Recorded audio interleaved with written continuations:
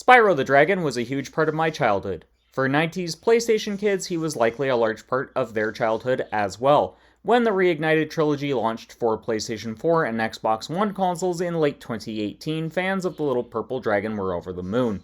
Switch and PC users were graced with the remade trilogy almost a year later. Since 2019, Activision have been quiet about Spyro. However, if you look at the signs dropped by Toys for Bob since 2020, you'll have noticed they've dropped some little hints. These hints point to a brand new Spyro game coming out in the future. So, when can we expect the game? My first reason as to why a new Spyro game will come out next year comes down to 2024 being the Year of the Dragon. The last great Spyro game that wasn't the Reignited Trilogy, Spyro 3, which came out in the year 2000, which was also the Year of the Dragon. That's pretty interesting, isn't it?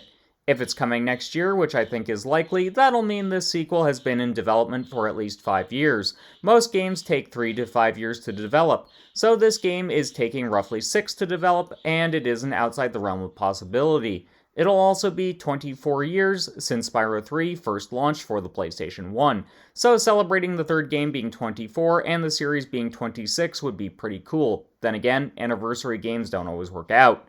Yes, I'm looking at you, Sonic. Okay, so they did F up on the release. Not much people did buy the Sonic anniversary, but it's still a good... For those who grew up with Sonic, it's good, okay? So, meh. If you look at Toys for Bob's output since 2018, it's staggering just how productive this team of only 108 people has been. In 2020, they released Crash Bandicoot 4, It's About Time. In 2021 and 2022, they assisted on Call of Duty Warzone and the remake of Call of Duty Modern Warfare 2.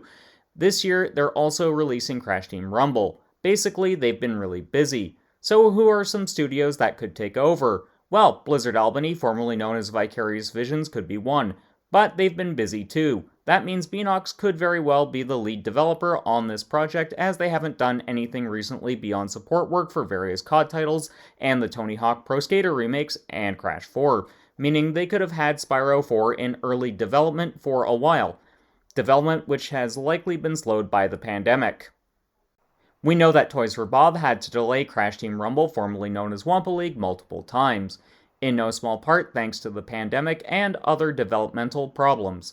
Also, it doesn't necessarily have to be Toys for Bob, Blizzard Albany, or Beenox developing this title. The company operates at minimum 15 different studios, so there's potentially tons to choose from.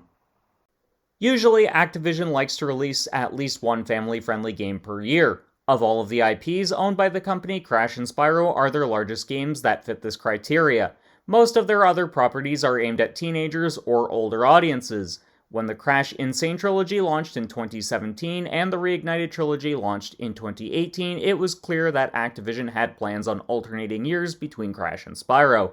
However, that clearly hasn't happened, and we've had no new Spyro content since 2018. However, with a new Crash game dropping in late June, I wouldn't be surprised if Activision drop a trailer for a new Spyro title not long after, maybe even a little bit beforehand, with Summer Games Fest being a prime date to show it off. If I were to hazard a guess as to when we'll see Spyro 4 when it releases, I'm guessing it'll come out in either summer of 2024 or in fall of that same year. I feel like summer is a good time for this game, as a lot of kids will want to avoid the worst of the heat and remain inside. What better way to while away an afternoon than playing a cute platformer with amazing music? I sure hope Stuart Copeland returns as composer, as I feel his compositions for the original trilogy is in no small part why Spyro has the identity it does. As for why I think fall could be when we see it, because launching the game in time for the holidays would mean a lot of kids would ask for it for Christmas and other holidays, or those who are kids at heart would put it on their wish lists. Launching as close to holiday season would mean higher chances of more sales. Let's face it, there aren't that many 3D platformers in this day and age. Most platformers on the market at present are Metroidvanias. I do love that genre though. These things are cyclical, so the 3D platformer will eventually make a return. Hopefully it'll learn the right lessons from the 3D collectathon genre and not the wrong ones. In this instance, I'm looking at you, Hellpie. You had so much potential you didn't live up to. Review for that game is in the works. But the 3D platformer is in a pretty sorry state at present. On the indie front, you have stuff like A Hat in Time, Throgun, and Hi-Fi Rush. On the AAA front, I can only think of Crash Bandicoot if I'm being honest. Feel free to suggest some good 3D platformers to me in the comments section, though.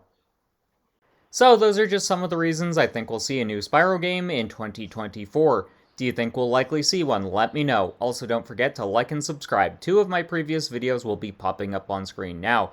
One is about the 10 games that need remakes or remasters. The other is one YouTube thinks you'll enjoy. So check them out.